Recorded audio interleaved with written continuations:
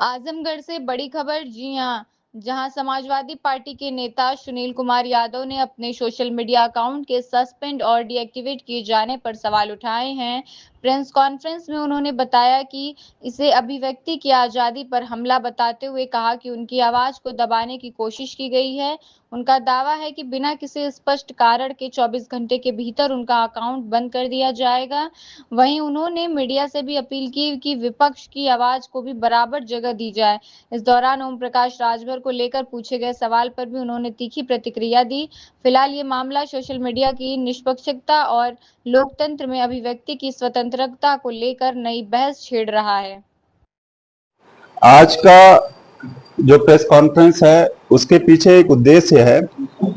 उद्देश्य ये है कि जिस तरीके से विपक्ष दबे कुचलों की आवाज को दबाने की कोशिश की जा रही है वो नहीं होना चाहिए। जैसे एक विद्यार्थी के जीवन में एक बढ़िया स्कूल, बढ़िया किताब और बढ़िया शिक्षक के अतिरिक्त एक जो बहुत जरूरी चीज होती है वो होती है उसकी जिज्ञासा से उत्पन्न हुआ प्रश्न, जो एक शिक्षक से पूछता है, जिससे वो अपना एम्बिशन, अपना लक्ष्य बनाता है, समाज की कुछ कुरीतियों को दूर करता है और अपने आप को, देश को आगे बढ़ाने का काम करता है। उस चीज पर चर्चा करता है वो, जो चीज किताब में नहीं लिखी गई है। वैसे ही सरकार है। कोई सरकार अगर सत्ता में है, कोई पॉलिसी इंप्लीमेंट कर रही है, कुछ काम कर रही है, तो विपक्ष का काम है उसके काम की, उसके नीतियों की समीक्षा करना। अगर उसमें कुछ गलत हुआ है, उसकी वजह से अगर कोई ऐसा वर्ग जो वंचित रह जाता है, उसके खिलाफ आवाज उठाना। इससे देश का फायदा होता है। अगर किसी नीति में, सरकार की किसी भी नीति में अगर कुछ भी कमी है तो उससे देश का नुकसान होता है। इसी के लिए लोकतंत्र को जिंदा रखा जाता है। इसी के लिए विपक्ष का जिंदा रहना बहुत जरूरी है।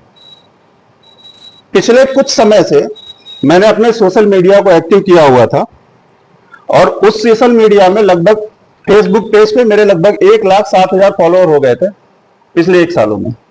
ये गेन करना, फॉलोअर का नंबर बताना मेरी कोई मंशा नहीं है। इस पर मैंने कुछ पोस्ट किया पिछले कुछ समय में और उसकी वजह से मेरा फेसबुक पेज सस्पेंड कर दिया गया। उस पर मैंने अपना रिव्यू फाइल किया। रिव्यू फाइल करने के बाद अगले दिन उसको डीएक्टिवेट भी कर दिया जाता है।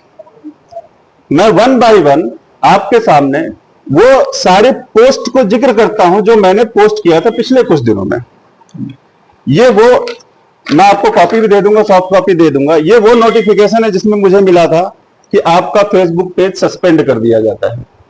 इसके 24 घंटे बाद बिना किसी सुनवाई के मेरा फेसबुक पेज डीएक्टिवेट भी कर दिया जाता है अगले ही दिन। क्यों हुआ होगा ये मैं आपके ऊपर और आपके व्यूअर्स के ऊपर, जनता के ऊपर छोड़ता हूं। इस पे कंटेंट क्या लिखा था मैं आपको 1 बाय 1 पढ़ के बताता हूं। बीबीसी न्यूज हिंदी का एक आर्टिकल निकला था। इस्लामाबाद में अमेरिका और ईरान के बीच चल रही वार्ता का दूसरा दौर शुरू हुआ है। यह बीबीसी न्यूज हिंदी का है। मैं फिर से पढ़ता हूं। इस्लामाबाद में अमेरिका और ईरान के बीच चल रही वार्ता का दूसरा दौर शुरू हुआ है। वार्ता के इस चरण में दोनों पक्षों द्वारा प्रस्तुत मांगों की तकनीकी पहलुओं पर जांच की जाएगी।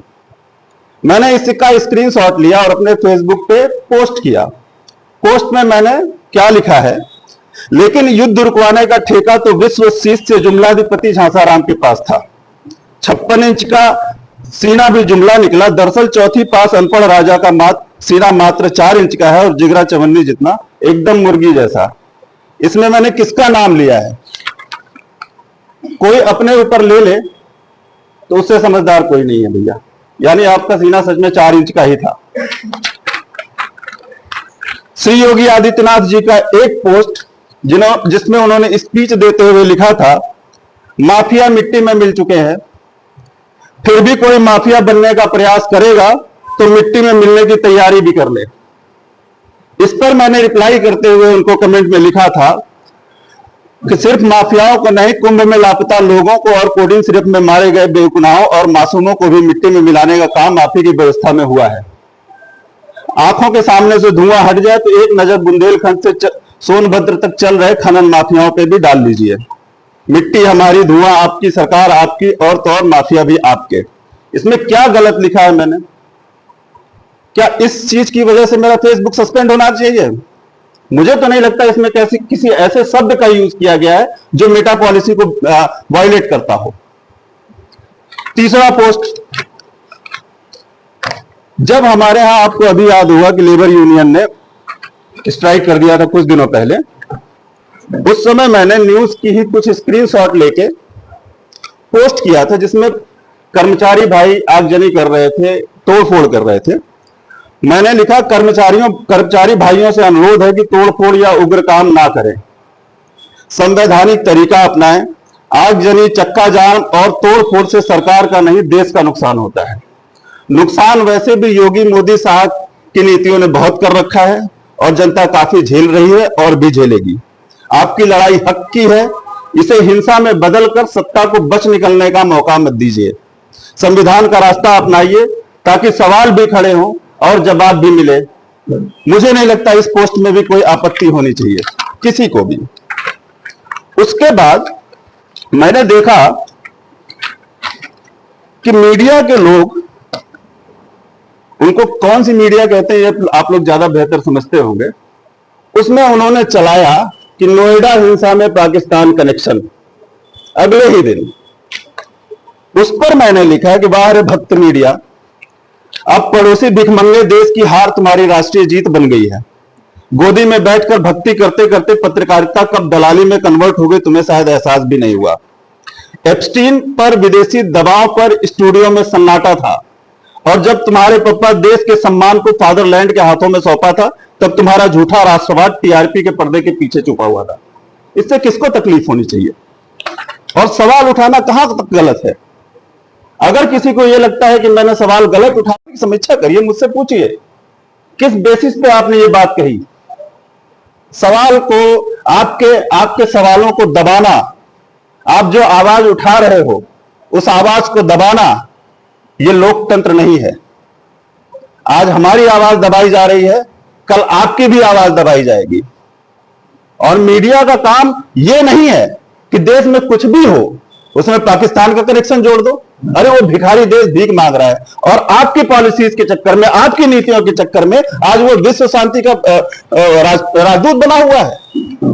भारत हमारा इतना गया गुजरा था, और सवाल उठाने की इजाजत नहीं देंगे, ऐसा मैं होने नहीं दूंगा। मैंने नया फेसबुक पेज बना लिया और एक ही वीडियो डाला, और जनता इस तरीके से खोज रही कि उस वीडियो पे लगभग 8 लाख व्यूज हो गए हैं 3 दिन में। तो मेरे 1 लाख फॉलोअर्स को बंद करके आपने लोगों को जगा दिया है, अब ये 2-2.5 लाख हो जाएंगे। थोड़ा सा पॉलिसीज को मैंने स्टडी किया हुआ है। इसमें कोई भी शब्द ऐसा नहीं लिखा हुआ है जिससे मेटा की कोई पॉलिसी वायलेट होती हो। माफियाओं का शब्द का नाम योगी आदित्यनाथ जी ने लिया था, मैंने नहीं। मैंने इस पे कमेंट लिखा था।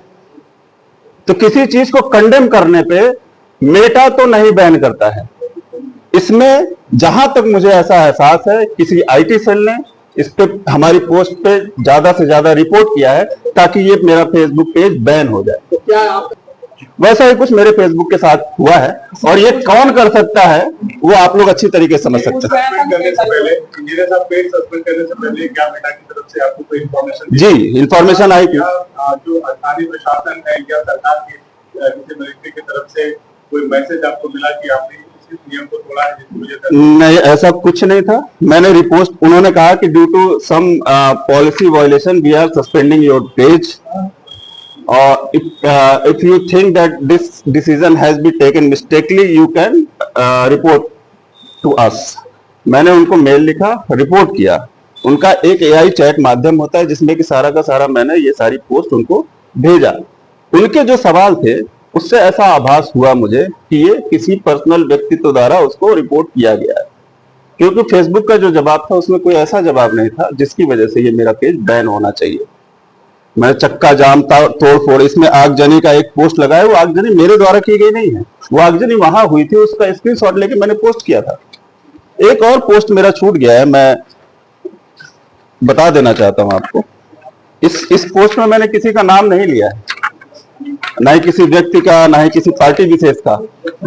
किसी को लगा होगा कि ये उसके लिए कहा गया है, तो उन्होंने इस चीज को कि मेरी पोस्ट पे जो है कंडेम किया होगा। अब ये आप अंदाजा लगाइए कि किसने सोचा होगा कि ये किसके खिलाफ लिखा गया होगा।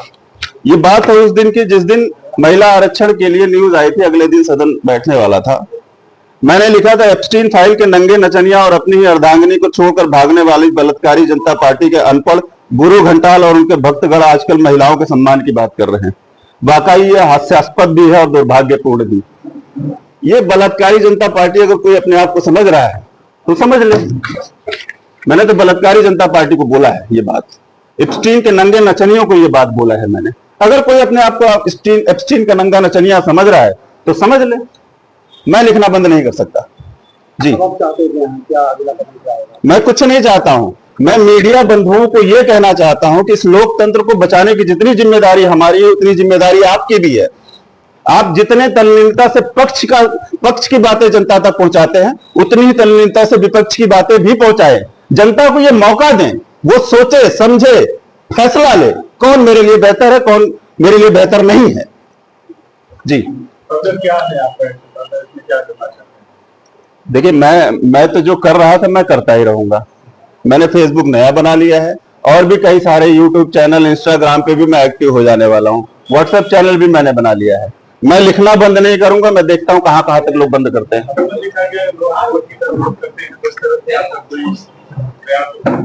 जी कर सकते हैं, बिल्कुल कर सकते हैं, लेकिन मुझे जरूरत महसूस नहीं हुई।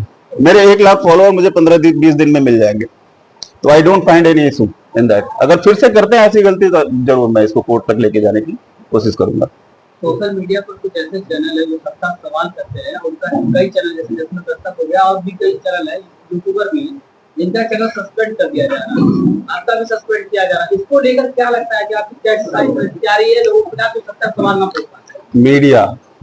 मीडिया की जिम्मेदारी बहुत बड़ी बनती है। हम तो कर ही रहे हैं अपना काम, हम अपना काम पूरे तरीके से कर रहे हैं। आप एक बात बताइए, हमारे राष्ट्रीय अध्यक्ष जी पिछले 4 दिनों में जो दौरा किया, जो स्टेटमेंट दिया, कितने मीडिया ने कवर किया उसको? 1 हफ्ते पहले रामलीला ग्राउंड शिक्षकों से भरा हुआ था। रामलीला ग्राउंड छोटा सा ग्राउंड नहीं है, लाखों लोग चाहिए होते उसको भरने के लिए। किस न्यूज वाले ने कवर किया उसको?